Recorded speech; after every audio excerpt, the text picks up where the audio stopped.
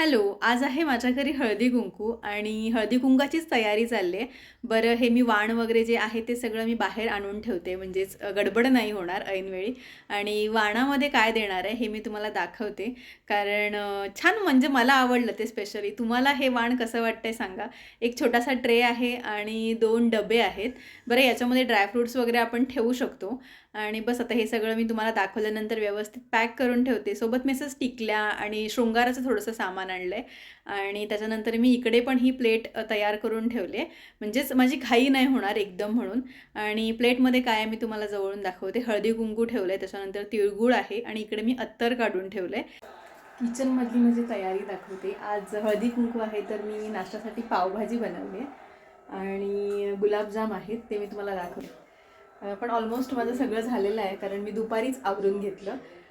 कारण सगळ्या बायका आल्यानंतर थोड्याशा गप्पा गोष्टी मारण्यात वेळ निघून जातो आणि म्हणून म्हटलं आधीच सगळं तयार करावं आणि मग मस्त गप्पा मारत बसाव्या म्हणून. हे बघा याच्यामध्ये माझी पावभाजी तयार आहे. असे सगळे पावभाजी केले. याच्यामध्ये पण पावभाजीच आहे. मी छोट्या टोपामध्ये फक्त जस्ट गरम करण्यासाठी म्हणून ठेवले. आणि इकडे कांदा झाला आहे माझा कट करून, लिंबू आणि कोथिंबीर. इकडे पाव आणून ठेवलेत, प्लेट्स वगैरे काढून ठेवल्यात.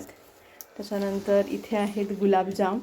अशी मस्त तयारी करून ठेवले म्हणजे पटापट मला पाव गरम करून देता येतील म्हणून.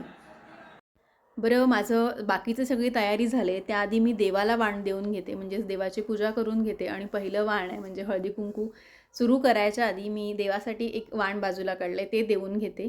आणि ते दिल्यानंतर मग आता कारण बाकीच्या पण सगळ्याजणी येतील मग त्यांना पण छान हळदी कुंकू लावून मी वाण देईन. बरं बघता बघता सगळ्याजणी आल्या. ह्या आहेत आजी.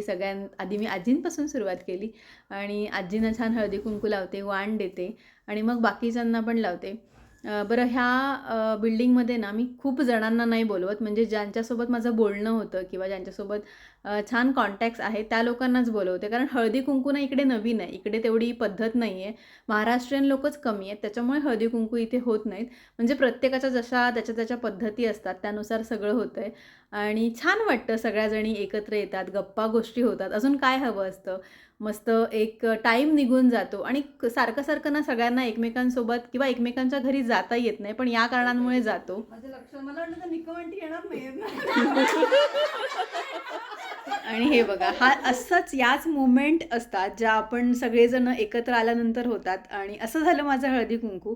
बरं तुम्हाला कसं वाटलं नक्की सांगा.